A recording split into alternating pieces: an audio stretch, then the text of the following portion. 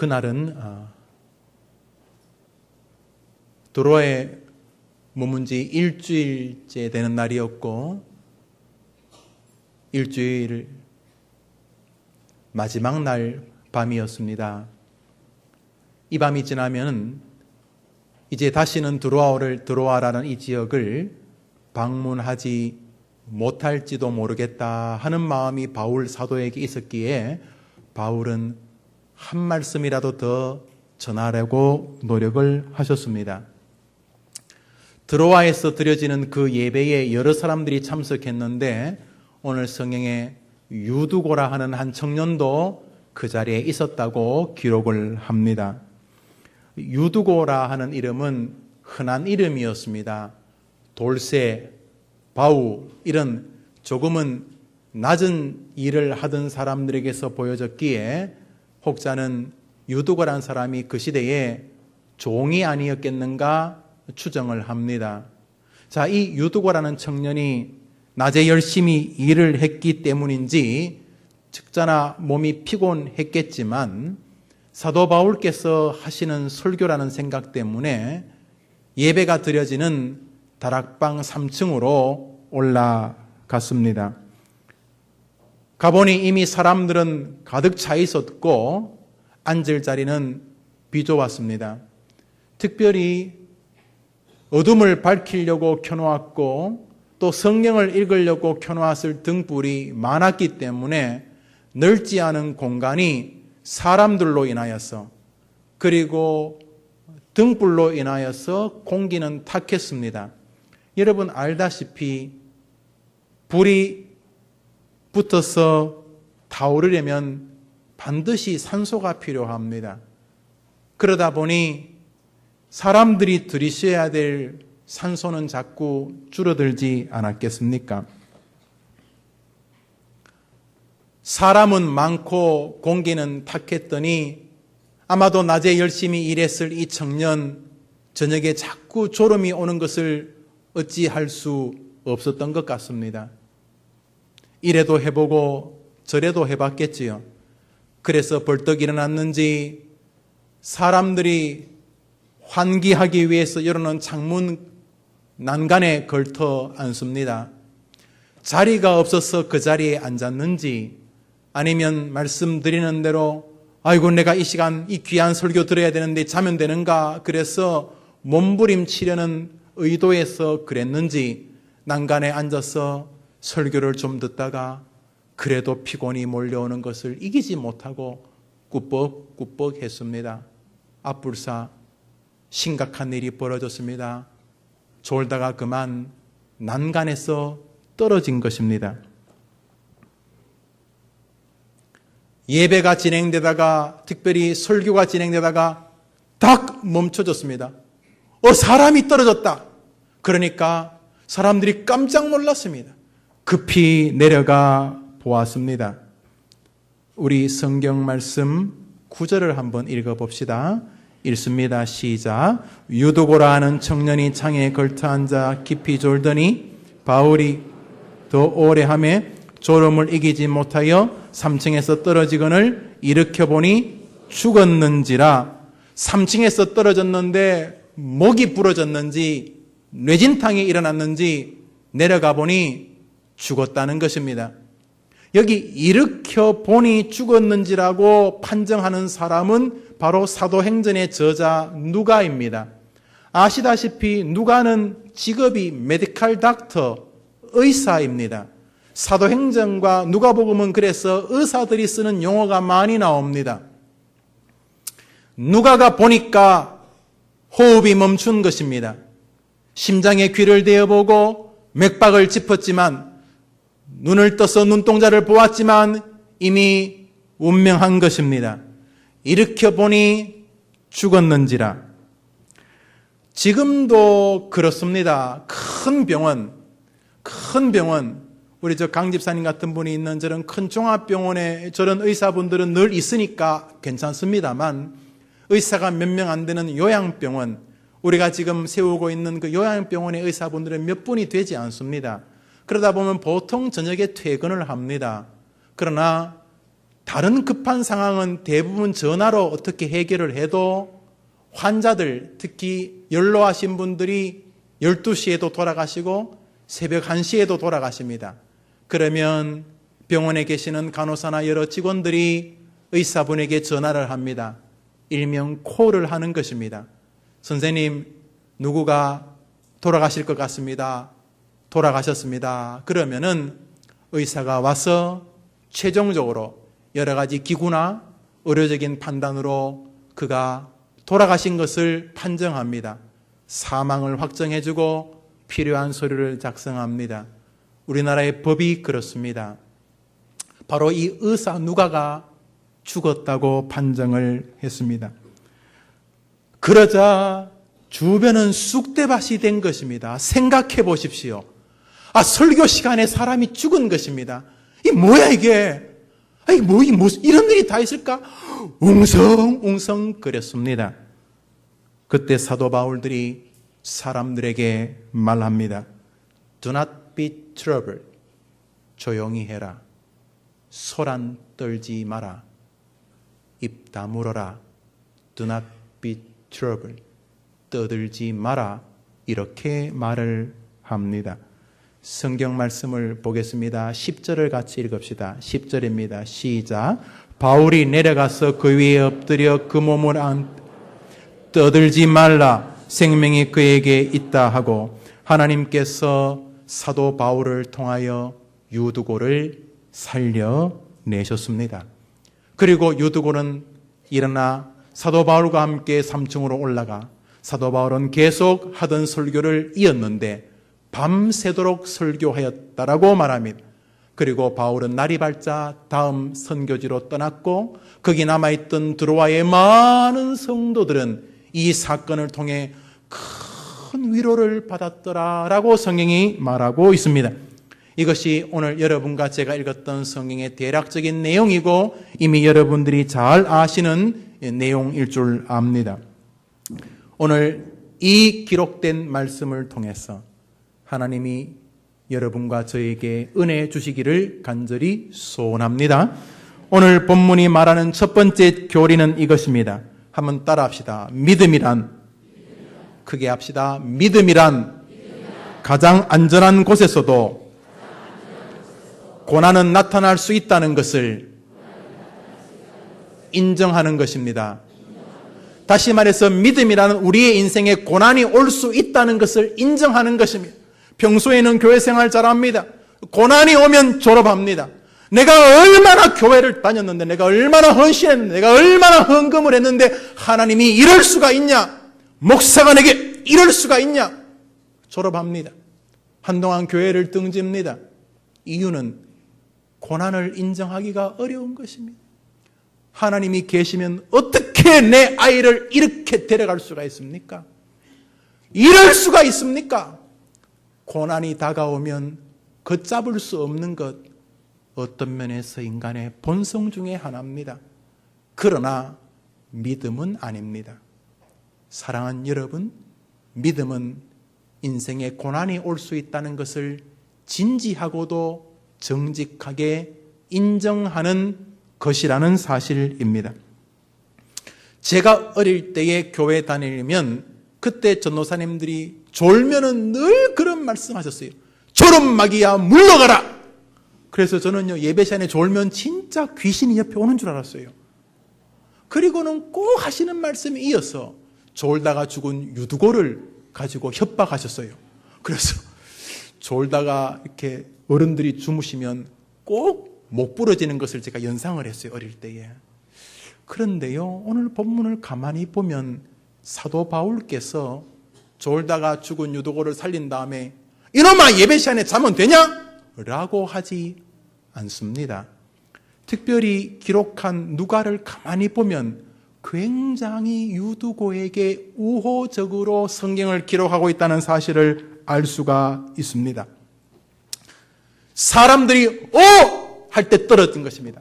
바울과 모든 사람이 3층에서 내려와 1층을 보니 이미 길거리에 피는 낭자하고 아이는 죽어 있는 것입니다.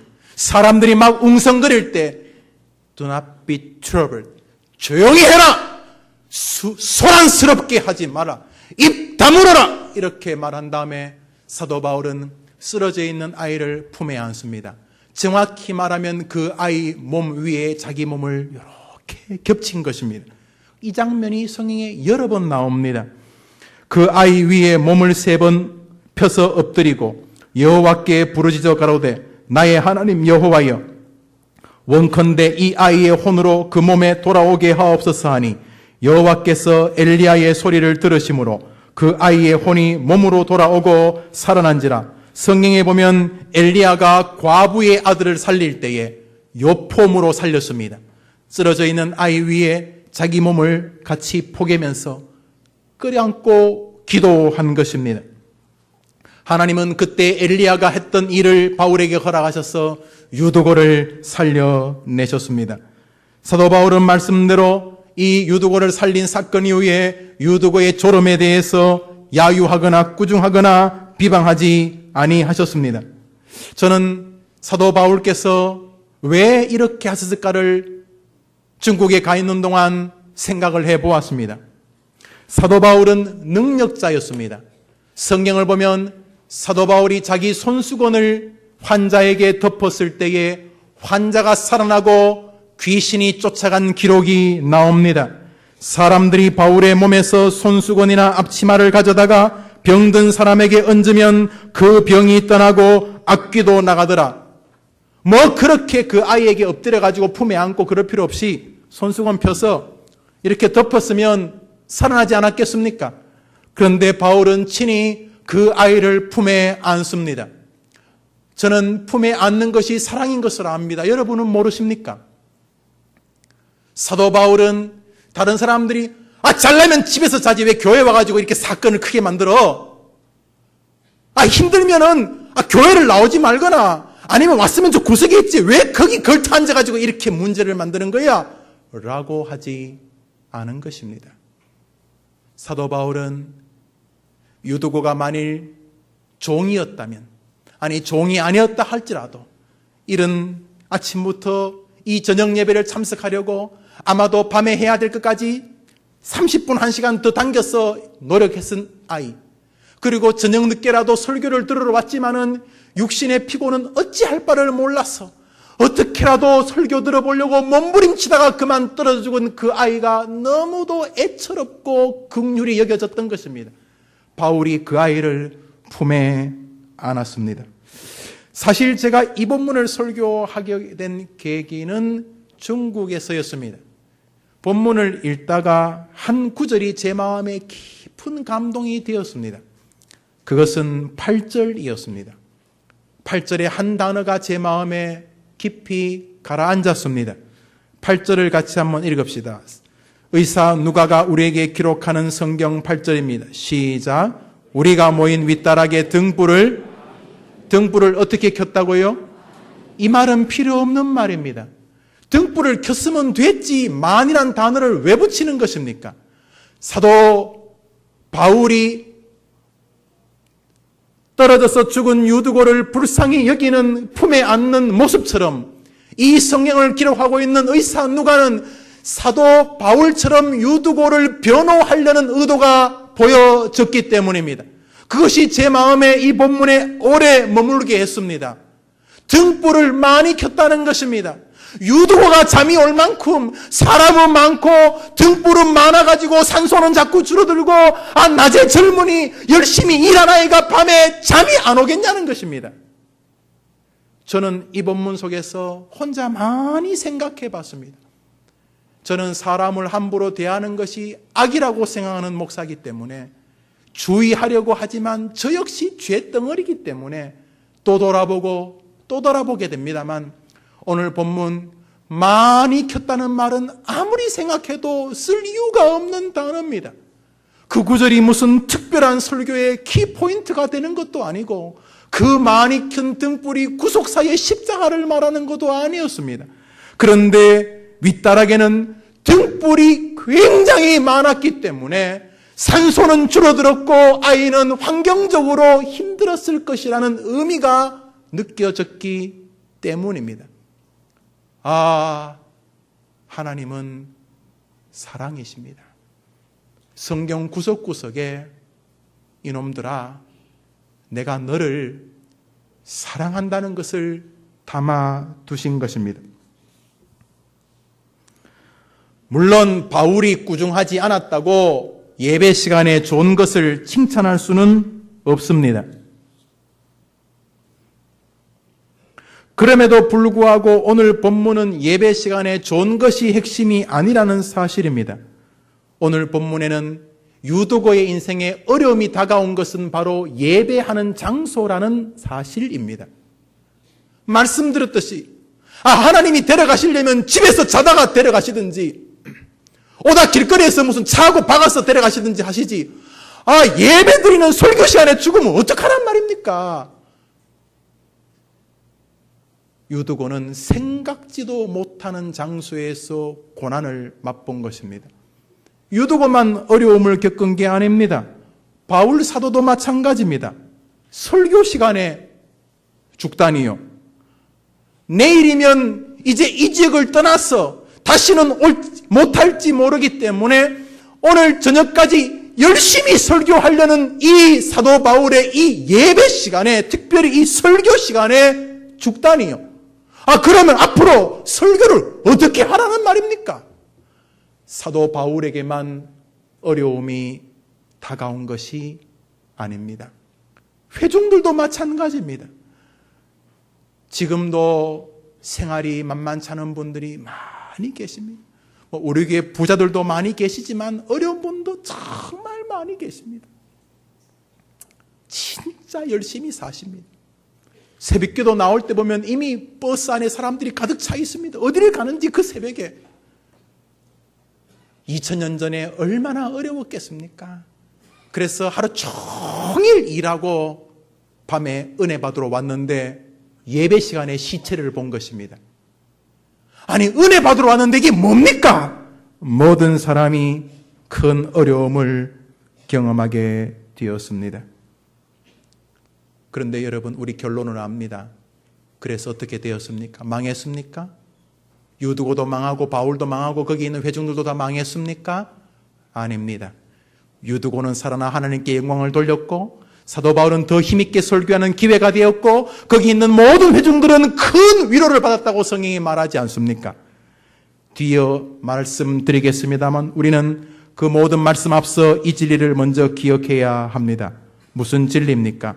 한번 따라합시다. 인생에는 어떠한 상황에서도 고난을 만날 수는 있습니다.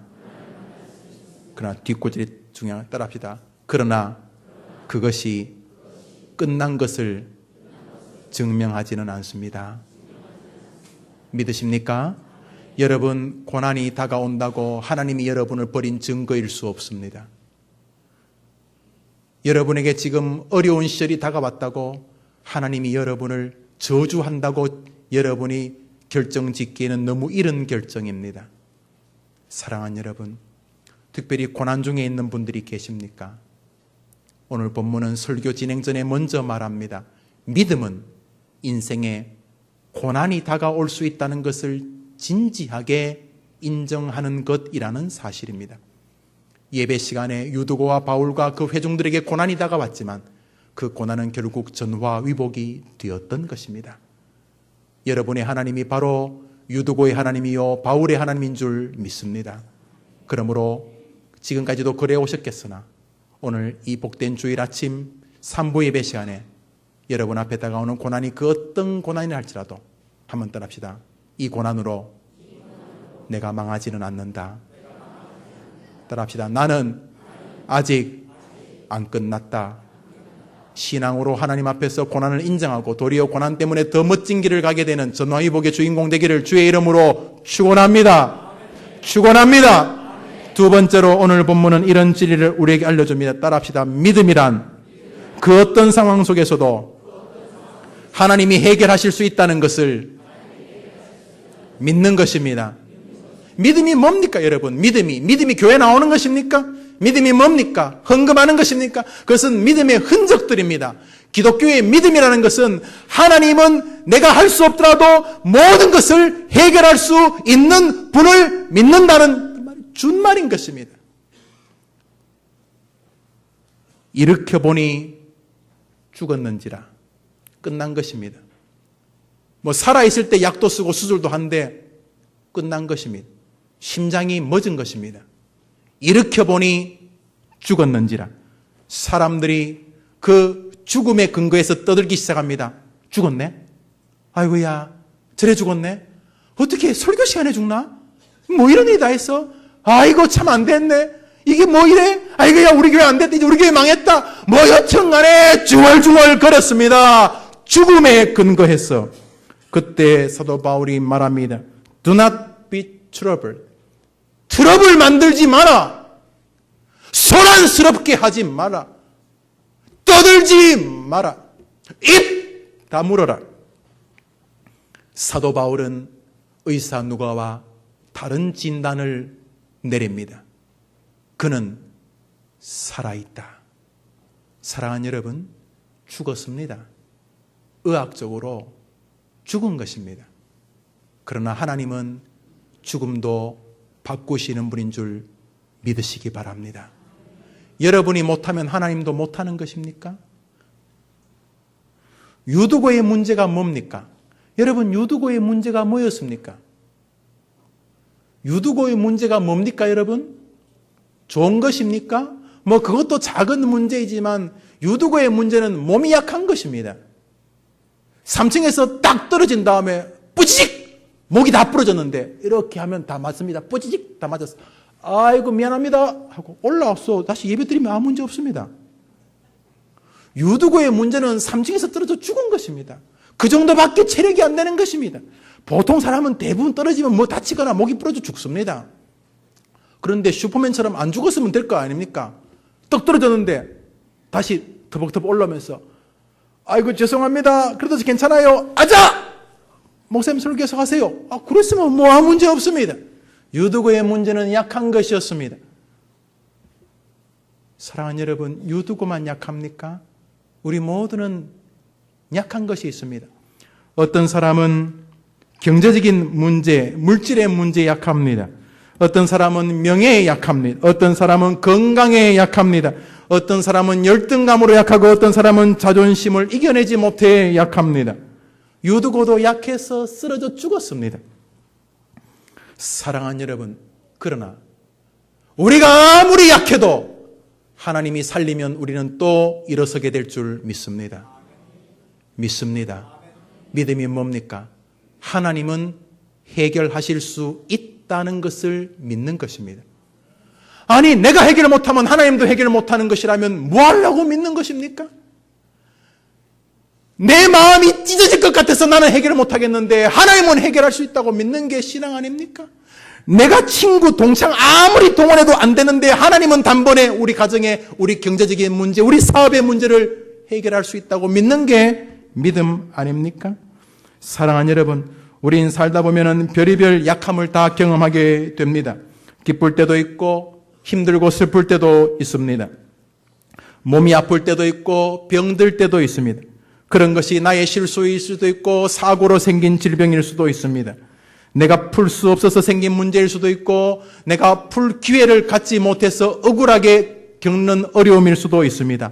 우리 앞에는 수많은 문제들이 다가옵니다. 그러나 분명한 것은 하나님은 다 해결할 수 있다는 믿음인 줄 믿습니다. 오늘 본문에서 우리는 하나님의 전능하심을 기억하라는 음성을 듣고 있습니다.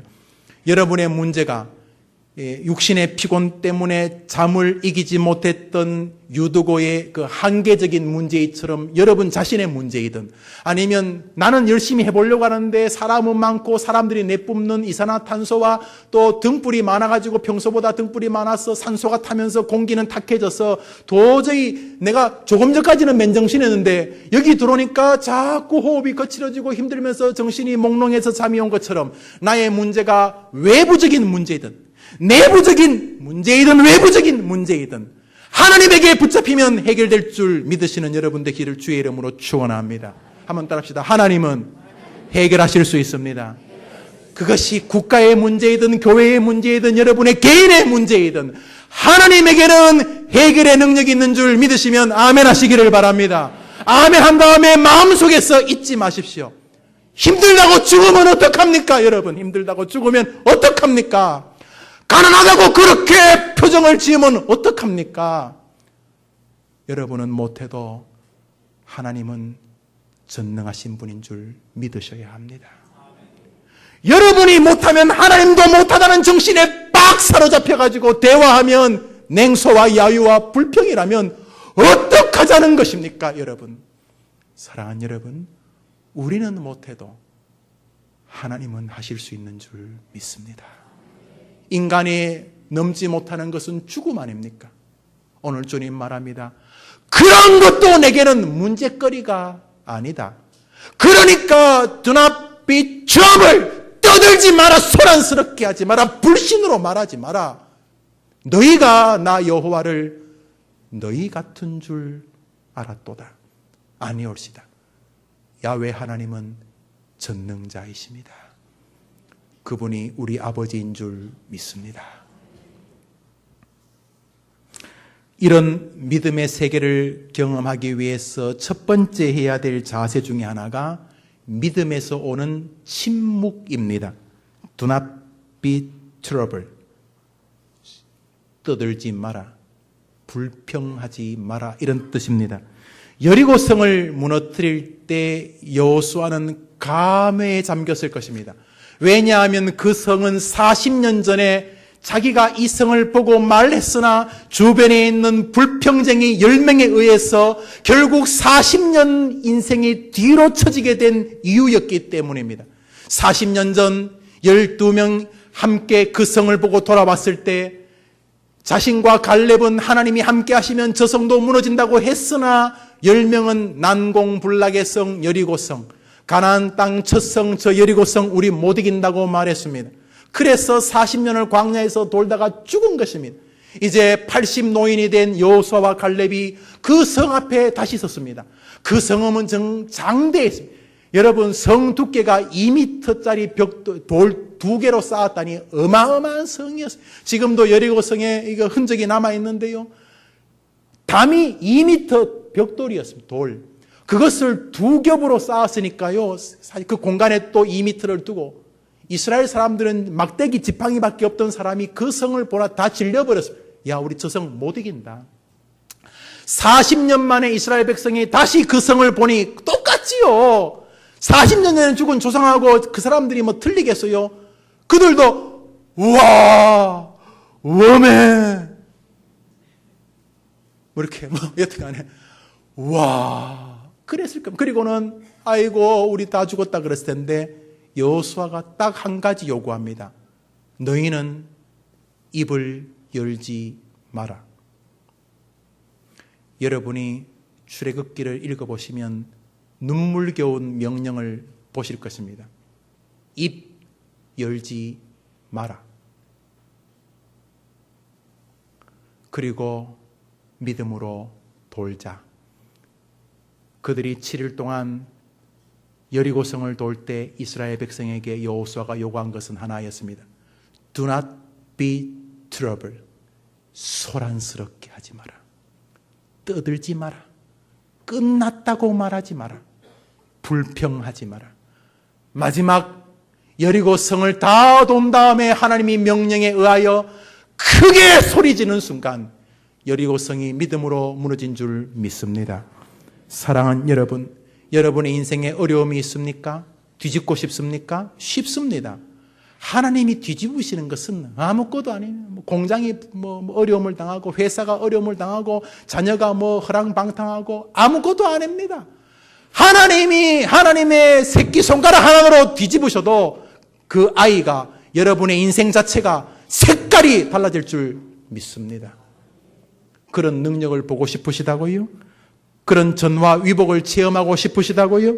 그렇다면 먼저 입을 다무시기 바랍니다. 어려움이 다가올 때 먼저 불평과 원망을 하고 있지 않는가를 기억하고 원망과 불평의 싸움에서 이기셔야 합니다. 저는 부교역자들이 저한테 부정적으로 못할 것처럼 말하면 말을 듣지 않습니다. 우리 모든 교역자들이 죄송하지만 제가 중간에 말을 자르는 것을 경험했을 것입니다. 그만하라고. 어쩌라고. 아무것도 아니야. 그래서 우리 교육자들이 그렇다는 것이 아니고 제게 부정적으로 뭘 보고하지 않습니다. 제가 단순히 예스맨이 되라는 것이 아닙니다. 어차피 기독교는 믿음으로 하는 것입니다. 불평해서 좋은 일이 오면은 보통 문제가 생기는 게 아닙니다. 왜냐하면 예수님을 바꿔야 하기 때문입니다. 주님 말씀하십니다. 너희가 원망함으로, 너희가 불평함으로 너희 키를 한 자나 더할 수 있느냐? 아무것도 못한다는 것입니다. 예수님이 하신 말씀입니다. 불평해서 아무것도 못한다고 했는데 불평해서 뭐 좋은 일이 벌어지면 이게 보통 심각한 일이 아닌 것입니다. 성경이 틀린 것이 되기 때문에 여러분의 생을 끝날 때까지 불평해서 좋은 일은 안 옵니다. 절대로 왔어도 안 되기 때문입니다. 그러나 감사하려고 하면 역사는 여러분 쪽으로 움직일 줄 믿습니다. 교회표를 같이 한번 읽읍시다. 감사로 시작. 감사로 축복의 문을 여는 하나님의 자녀. 그러므로 여러분이 여러분의 인생에 특별히 여러분이 사랑하는 자녀들에게 기적이 일어나기를 원한다면 입을 다무시는 싸움을 하셔야 합니다. 그 싸움에서 승리하셔야 됩니다. 떠들지 마라! 그때부터 역사가 일어나 유도가 살아난 줄 믿습니다. 여러분의 삶도 믿음의 역사가 여러분 앞에 있음을 기억하시며 믿음의 침묵이라고 하는 이 존귀한 세계를 거머쥐는 이 시대의 별 같은 신앙인 되기를 주의 이름으로 축원합니다. 화가 변하여 복이 될 것입니다. 사람들이 떠든 내용을 저는 들을 수 있습니다. 이 뭐야? 설교를 그래 오래 하니까 자는 거지. 저는 들립니다. 아니 젊은 녀석이 잘나면은 집구석에서 자지. 왜 교회까지 와가지고 이렇게 많은 사람에게 피해를 줘? 저는 들립니다. 그 외에도 이 뭐야 이거? 피봐라 이거. 야 우리 교회 다 망했네 이거 봐 이거. 예배드리다 사람 죽었다고 소문나면 되겠어? 큰일 났네 이거. 야 이거 진짜 큰일 났다 이거 뭐야? 그러니까 집사님이 창문 닫아두라고 했잖아요. 그냥 저 혼자 생각해 보는 거예요. 사도 바울이 말합니다. Do not be troubled. 떠들지 마라. 소란스럽게 하지 마라. 엉뚱한 불평을 늘어놓지 마라.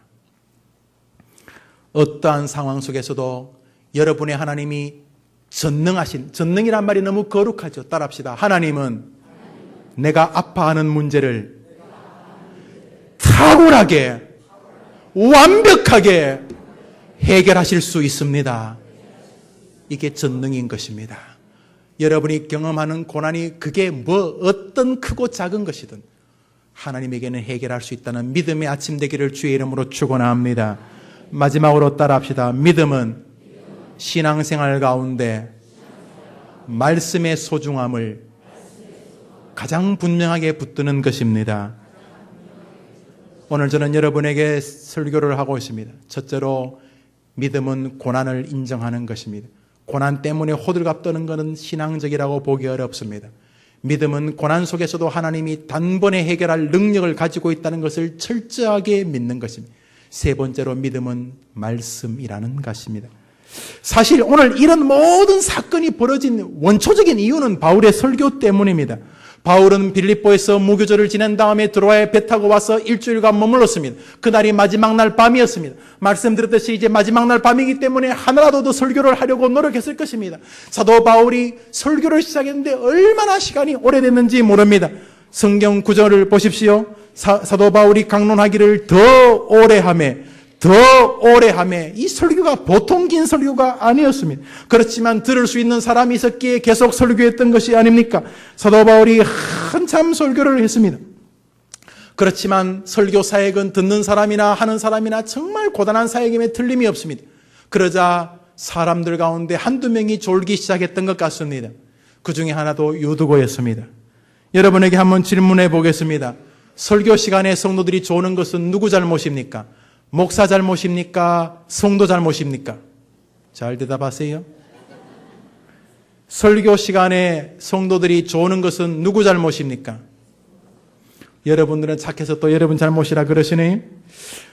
어떤 사람이 목사님이셨는데 돌아가셔서 천국에 갔답니다. 그랬더니 예수님이 크게 반가워하지 않더랍니다. 왔냐? 저기 앉아있거라. 그래서 좀 서운해서 하나님 왜 그러세요? 그러니까 너는 왜 설교 시간에 사람들 이렇게 많이 채우냐? 그래가지고 면목이 없어가지고 저 구석에 이렇게 있었는데요. 한참 뒤에 자기 뒤에 한 사람이 오는데 예수님이 막 이렇게 친히 막 목걸이를 이렇게 막 가지고 이렇게 그 사람 목에 막 끼워주면서 매달아주면서 포옹도 하고 악수도 하고 막 그러시더랍니다. 그래서 물어봤답니다. 왜 그러세요? 저 사람은 총알택시 운전사인데 저 사람은 자기 택시에 타는 사람 탈 때마다 기도하게 만들었어.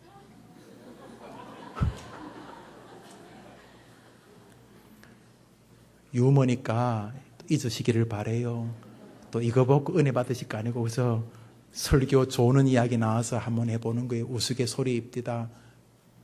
저는요 예배 시간에 성도들이 조는 것을 제 책임으로 압니다. 고맙게도 우리 교인들 가운데 조시는 분이 많지 않습니다. 정말 고마운 일이에요. 정말 고마운 일. 물어보니까 왜 안 조냐 그러니까 하도 목사님이 소리 질러서 못 잔다고 그렇게 말하는 분도 계시지만 그래도 들어주시니 고마워요. 그러나 성도들이 예배 시간에 조신다면 저는 그 책임이 제가 부족해서라는데 전혀 이견이 없는 목사입니다. 하지만 사도 바울 같은 대사도도 설교하시면서 사람 재운다면 나야 당연하지 않겠나 스스로 위로도 해봅니다만 저의 한계에 대해서는 저는 변명하지 않습니다. 저의 잘못이 제일 큽니다. 그러나 여러분들 스스로는 만일 예배 시간에 자꾸 조신다면 이 책임이 내게 있다 생각하시는 것이 복된 것입니다. 특히 이렇게 낮에 너무 이렇게 일을 많이 하시거나 밤늦게까지 본인이 자리를 지켜야 되는 그런 관공서나 혹은 또 전기시설이 있는 그런 곳에서 밤새도록 전기시설이나 보일러 시설을 점검하시다가 주일날 예배 와서 도저히 육신의 한계에 못 이겨서 졸음을 이기지 못하는 것 저는 너무 당연하다고 생각합니다. 그러나 습관적으로 조시는 것은 문제가 있습니다. 그것은 영적인 문제이며 자신의 라이프 스타일, 삶을 규모 없이 진행한 결과일 가능성이 크기 때문이며 또 하나 담임 목사인 저에 대한 예의가 아니기 때문입니다. 여러분들이 한번 깊이 생각해 보시면 좋겠습니다. 유두고는 다시 살아났습니다.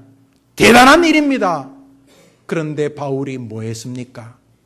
놀랍게도 바울은 다시 설교하는 장소로 올라가 밤새도록 설교했습니다. 멋있는 교회입니다.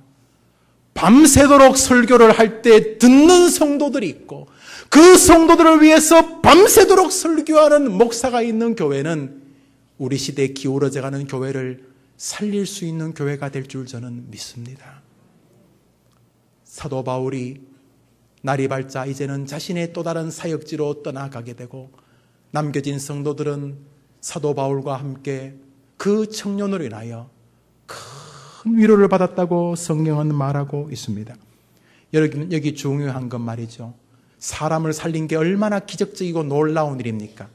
그런데 사도 바울은 야 되네 우리 사람 살려 다니자 그렇게 하지 않고 다시 말씀을 전했다는 사실입니다. 우리 기독교는 말씀의 종교입니다. 우리 교회 성도들은 많은 분들이 말씀 중심으로 설교 중심으로 믿음 생활을 하십니다. 굉장히 건강한 신앙입니다. 그러나 말씀 중심으로 신앙생활을 해야 된다는 것을 잘 모르시는 분들은 교회의 종교적 습관을 쫓아서 신앙생활을 하십니다. 그러나 죄송하지만 해가 가도 물에 물 탄 듯 술에 술 탄 듯 될 가능성이 높습니다. 그러나 말씀 중심의 신앙의 길을 걸어가는 사람은 콩나물 위에 물을 주면 다 새는 것 같지만 놀랍게 자라가게 됩니다. 사랑하는 여러분, 그런 면에서 오늘 사도 바울은 우리에게 말씀으로 우리의 마음을 몰아가고 있습니다. 위대한 설교자였던 로이드 존슨 목사님은 설교는 목사 혼자 하는 것이 아니라 그랬습니다. 설교는 목사와 회중이 같이 하는 것이라 그랬습니다. 설교는 목사가 힘을 다하여 설교할 때에 힘을 다하여 그 설교가 자신에게 주시는 하나님의 말씀인 줄 알아 그 말씀을 자신의 심령에 착상시키고 착상된 말씀을 가지고 한 주간을 살아보려고 몸부림치는 성도들의 합작품이라 그랬습니다. 로이드 존슨 목사님은 제대로 읽으신 것입니다. 설교는 오늘 들어와 교회처럼 목사와 청중들이 함께 하는 것입니다. 그러기 위해서 설교가 능력이 되기 위해서 여러분들은 주중에 성경을 읽으셔야 합니다. 주중에 정기적으로 성경을 읽지 않는 사람이 주일날 설교의 은혜를 받을 가능성은 굉장히 약하기 때문입니다. 그러므로 말씀의 중심에 서서 말씀의 사람이 되기 위해서는 주중에 성경 읽는 일을 다시 시작하셔야 됩니다. 또 한 가지, 설교를 들을 때 그 설교를 철저하게 하나님의 설교로 들어야 합니다. 설교 중간에 목사가 나를 치네 쓸데없는 것입니다. 죄송하지만 저는 여러분 한 명 한 명의 관심을 기울일 수 있는 목사가 아닙니다. 이렇게 많은 성도들 누구를 염두에 둔다는 것입니까? 저는 그게 목사라고 생각하지 않습니다. 설령 그래도 관계없습니다. 설교는 하나님이 여러분에게 하시는 것이기 때문입니다. 오늘 설교를 두 종류의 사람이 듣습니다. 앉아서 듣는 여러분과 서서 듣는 저입니다. 저는 설교를 하고 있지만 저도 지금 하나님의 말씀을 듣고 여러분도 마찬가지입니다. 늦은 지금이 시작입니다. 최고 빠를 때입니다. 지금부터 말씀 중심의 신앙에 서서 신앙의 전 중심의 말씀을 세우고 그 말씀을 붙잡고 걸어간다면 여러분은 죽은 자리에서도 일어나는 신비한 세계를 경험하게 될 줄 믿으시기를 바랍니다. 믿음을 원하십니까? 따라합시다. 믿음은 들음에서 나며 영원히 이질리는 변하지 않을 것입니다. 말씀을 맺습니다. 복된 한 주간이 또 시작됩니다. 여러분이 어떻게 살아도 한 주간은 지나갈 것입니다. 승리하는 길에 있습니다. 주여 말씀으로 인도하옵소서. 이렇게 승리하게 되어서 고난 속에서도 하나님의 전능하심을 믿고 오늘도 말씀을 붙잡게 되기를 주의 이름으로 축원합니다. 기도합시다. 우리에게 이 은혜를 허락하여 주옵소서. 예수님의 이름으로 기도합니다. 아멘. 우리 다 같이 일어나셔서 주기도송 찬송 위에 원로 목사님 축도하십니다.